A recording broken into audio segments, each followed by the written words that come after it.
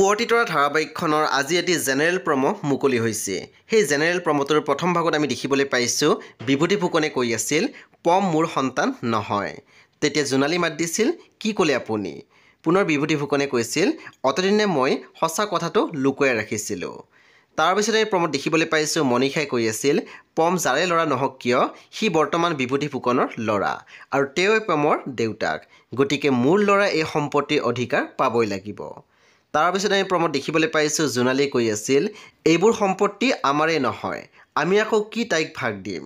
তেতিয়া প্ৰজ্ঞাই মাত দিছিল আমাৰ নহয় মানে? তাৰপিছত আমি প্ৰম'ত দেখিবলৈ পাইছোঁ অনুৰ বছগৰাকী কৈ আছিল এই ফাইলটোত তুমি বিচৰা সকলো ডাটাবেছ কৰি দিছোঁ।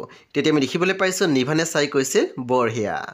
সেই বন্ধু বান্ধৱীসকল এয়া আছিলে আহিবলগীয়া এপিছডৰ এটি জেনেৰেল প্ৰম'হে। পৰৱৰ্তী আপডেটৰ বাবে আপোনালোকে মোৰ চেনেলটো ছাবস্ক্ৰাইব কৰি কাষত থকা বেল আইকন টিপি দিবলৈ একেবাৰে নাপাহৰিব আৰু প্লিজ আপোনালোকে মোৰ ভিডিঅ' এটা লাইক কৰি দিব।